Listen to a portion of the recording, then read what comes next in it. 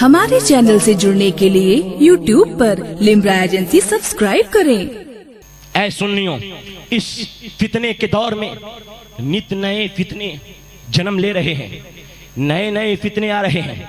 آپ کے کانپور کے شہر کے وہ علاقے جو علاقے کسی زمانے میں سنیت کی توتی جن علاقوں سے بولتی تھی، آج ان علاقوں میں بد مذہبیت پھیل رہی ہے، وہابیت تیزی سے پھیل رہی ہے۔ روزانہ نوجوان سنی وہابیت، غیر مقلدیت، جماعت اسلامی، مودودی، رافضی اور چکڑالوی اور نیچری اور وہ انجینئر مرزا محمد علی، ان تمام نئے نئے فتنے اور نئے نئے خامدی وغیرہ جیسے فتنوں کی جانب متوجہ ہو رہے ہیں۔ اے جوان، یاد رکھنا، آج ان 150 سال پہلے دیے ہوئے عقیدے وہابیوں کا عقیدہ سچا نہیں ہے۔ عقیدہ وہی سچا ہے جو صفہ پہ بیٹھ کر کے مصطفیٰ نے جس عقیدے کا سبق صفہ پہ بیٹھ کر کے اپنے صحابہ کو پڑھایا تھا، وہی عقیدہ سچا ہے۔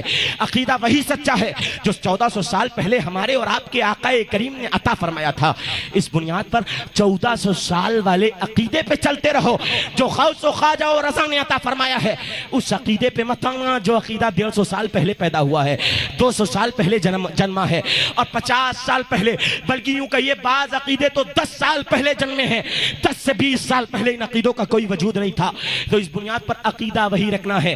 آپ ذرا غور کیجئے، میں ایک بات آخری عرض کرتا چلوں، ذرا دیکھیے تو کہ مصطفیٰ کریم علیہ الصلاۃ والتسلیم، ابھی آپ نے سنا کہ موسیٰ علیہ السلام کی لکڑی پر خدا کی توجہ کا ایک جلوہ پڑ گیا تو لکڑی کو کمال مل گیا، لکڑی کو کمال مل گیا۔ حبیب، خدا کے حبیب مصطفیٰ کریم کے جسم اقدس سے جو چیز مس ہو جائے، اس چیز کو بھی اللہ بڑا کمال عطا فرما دیتا ہے۔ اور کیسا کمال عطا فرماتا ہے؟ بخاری مسلم کی حدیث ہے، ام سلمہ کہتی ہیں آج یہ تبرک اور یہ وسیلہ اور یہ فلاں شرک ہے۔ صاحب شرک کرتے کرتے کرتے کرتے کتنوں کے پیجامے خراب ہو گئے ہیں، ہاں کتنوں کے پیٹ خراب ہو گئے ہیں صاحب۔ یہ شرک کی رٹ لگانے والے، بدعت کی رٹ لگانے والے کبھی سنیوں کے عقیدوں کو دیکھا ہے؟ کس طرح سے حدیثوں سے سنیوں کا عقیدہ ثابت ہے؟ اب ایک حدیث میں آپ کو بخاری مسلم سے سنا دوں۔ حضرت ام سلمہ کہتی ہیں مصطفیٰ کا ایک جبہ، طیالسی جبہ، مجھے سیدنا ام سلمہ کہتی ہیں وراثت میں ملا، آقا کریم علیہ السلام سے مطلب تبرک میں ملا۔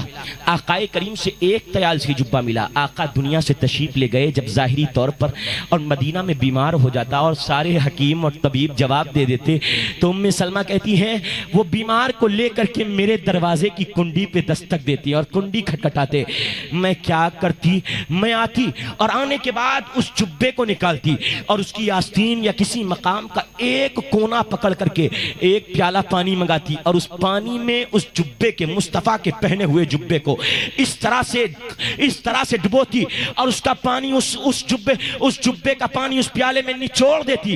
ام سلمہ کہتی ہیں، بخاری مسلم کی روایت ہے، ام سلمہ کہتی ہیں کہ نحنو نغتسلو بہا ونستشفی، نحنو نغتسلو للمرضى ونستشفی بہا، ہم مریضوں کے لیے اس جبے کو دھلتے تھے اور دھل کر کے مریضوں کو پلا دیتے تھے، اللہ اس پانی سے شفا عطا فرما دیتا تھا، اس پانی سے بڑے سے بڑا بیمار فیض یاب ہو جایا کرتا تھا۔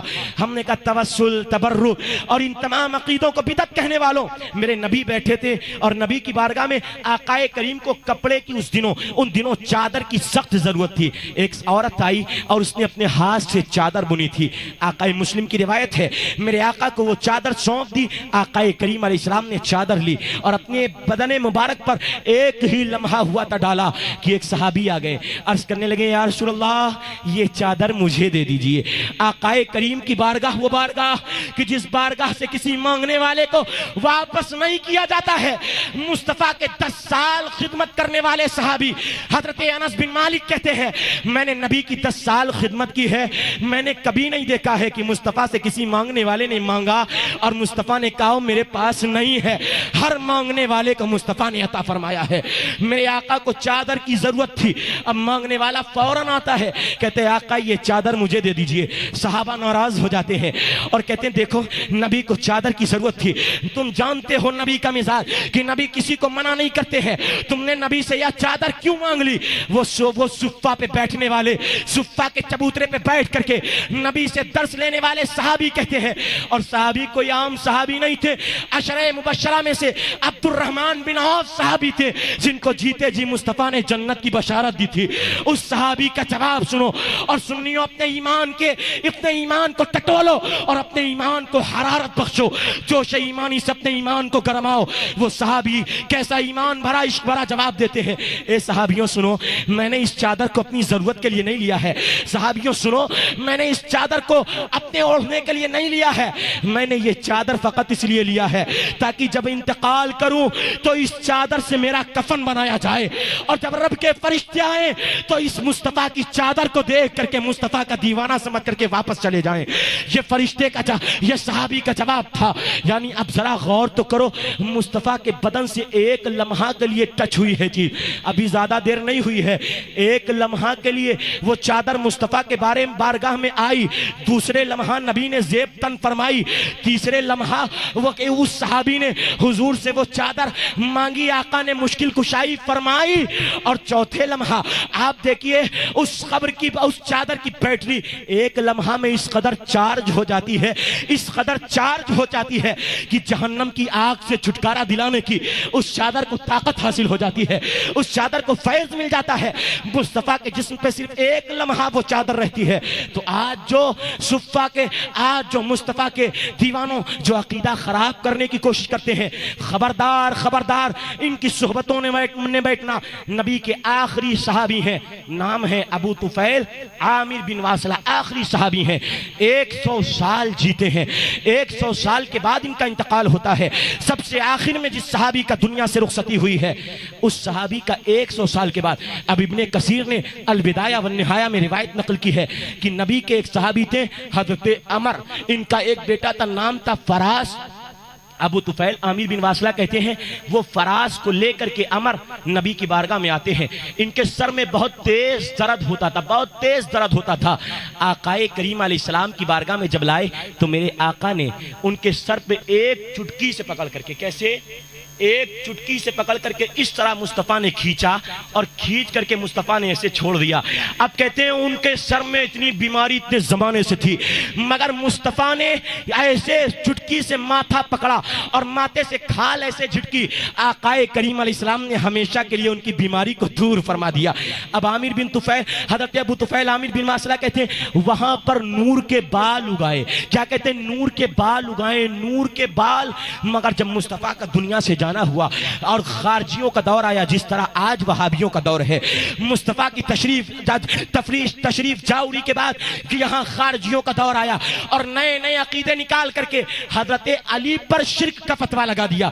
ان خارجیوں نے جب نئے عقیدے گڑھے تو حضرت فراس جو تھے، یہ فراس ان خارجیوں کی صحبت میں بیٹھنے لگے اور خارجی عقیدے کو قبول کرنے لگے۔ ان کے والد حضرت عمر نے سنا یہ نئے فرقے خارجی جماعت کے عقیدے سنتے ہیں اور وہاں جا کر کے بیٹھ کر کے عقیدہ لے کر کے آتے ہیں۔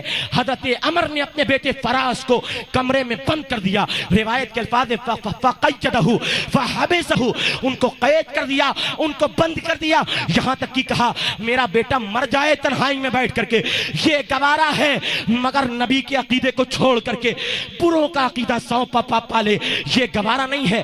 حضرت عمر نے جب یہ سلوک کیا اور کئی دن گزر گئے تو ابو طفیل عامر بن واصلہ کہتے میں گیا ان کو سمجھانے کے لیے اور کہنے لگا سنو تم اس نئے عقیدے کو کیوں قبول کرتے ہو، اس میں یہ خرابی ہے، یہ خرابی ہے، یہ خرابی ہے۔ مگر فراس مناظرہ کر رہے ہیں، فراس دلیل کے ذریعے ان کا حضرت ابو طفیل کی باتوں کا رد کر رہے ہیں، مگر ایک بات حضرت ابو طفیل کہتے ہیں وہ بات فراس کے دل میں جم جاتی ہے اور پھر سے وہ نور ایمانی اگاتا ہے۔ حضرت فراس سے حضرت ابو طفیل عامر بن واصلہ کہتے ہیں سنو اگر تم آج خارجی بن کر کے سچے عقیدے پر گئے ہو تو بتاؤ نبی کے ہاتھ لگنے سے جو نور کے بال تمہاری پیشانی پہ اگے تھے، اگر تیرا عقیدہ سچا ہے تو یہ نور کے بال تیری پیشانی سے جھڑ کیوں گئے ہیں؟ یہ نور کے بال تیری پیشانی سے اتر کیوں گئے ہیں؟ اگر تیرا عقیدہ سچا ہے تو یہ نور کے بال تیری پیشانی سے نکل کیوں گئے ہیں؟ حضرت فراز کو یہ بات سمجھ میں آ گئی اور پتہ چل گیا کہ ہاں جب سے میں نے یہ خارجی عقیدہ اپنایا ہے تب سے یہ نور کے بال مجھ سے جھڑ گئے ہیں۔ معلوم ہوا اگر نئی جماعت کو اختیار کرتا ہے، نئے عقیدوں کو کوئی اختیار کرتا ہے، پرانے عقیدے اور نبی کے دیے ہوئے عقیدے کو چھوڑتا ہے تو دل سے نور نکل جاتا ہے، ماتے سے ایمان کی پھوٹنے والی شعائیں ختم ہو جاتی ہیں۔ یہ بات فراز کو سمجھ میں آتی ہے اور پھر سے سنی عقیدہ قبول کر لیتے ہیں۔ اس بنیاد پر اے سنی جوانوں، ہمیشہ سنی رہنا اور مسلک اعلیٰ حضرت کے پہرہ دار بن کے رہنا اور مرتے دم تک یہی کہتے رہنا، بحمد اللہ ملا حق سے عقیدہ اہل سنت کا، پڑھا ہے قدسیوں نے بھی ترانہ اہل سنت کا، زمین ہے اہل سنت کی، زمانہ اہل سنت کا، بنایا رب نے جنت میں ٹھکانہ اہل سنت کا، بنایا رب نے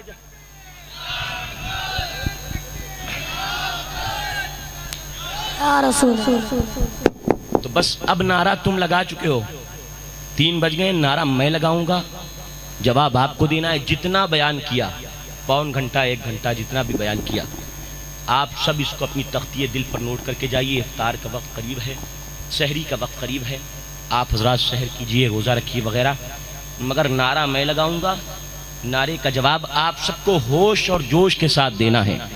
میں اتنی دور سے آیا ہوں، میں تو تھوڑا افسوس میں ہو گیا تھا کہ یار اتنی تیز اور تند ہوائیں چل رہی ہیں، اتنی ٹھنڈی ہوائیں چل رہی ہیں، اور اس ٹھنڈی ہوا میں اس پتلے دبلے مولوی کو کون بیٹھ کر کے سنے گا؟ ویسے دور سے دیکھ کر کے مجھے کہہ دیتے ہیں یہ کیا بولے گا یار، اس کو تو جو ہے اس کے نہ جسم ہے، نہ دم ہے، نہ درود ہے، بہت سے تو یہی کہہ کے ٹال دیتے ہیں۔ مگر الحمدللہ مجھے جوانوں کے چہرے پہ جو خوشی کے آثار اور ان کی پھٹی ہوئی میری جانب نگاہیں اور ان کے قوت بازو اور ان کے قوت بازو میں ایمانی جذبہ جو میں دیکھ رہا ہوں، الحمدللہ انشاءاللہ آج جو مشن تم میں پھونکا جا رہا ہے، جوانوں اس مشن کو اپنے سے لے کر کے پورے محلے میں ان علماء کرام کی سرکردگی میں آپ کو انجام دینا ہے۔ اور وہ مشن کون سا ہے؟ ایک مشن ہے جس آخری زمانے میں اس مشن کو زندہ مجدد وقت امام محمد رضا نے کیا ہے، وہ مشن آپ کو لے کر کے چلنا ہے۔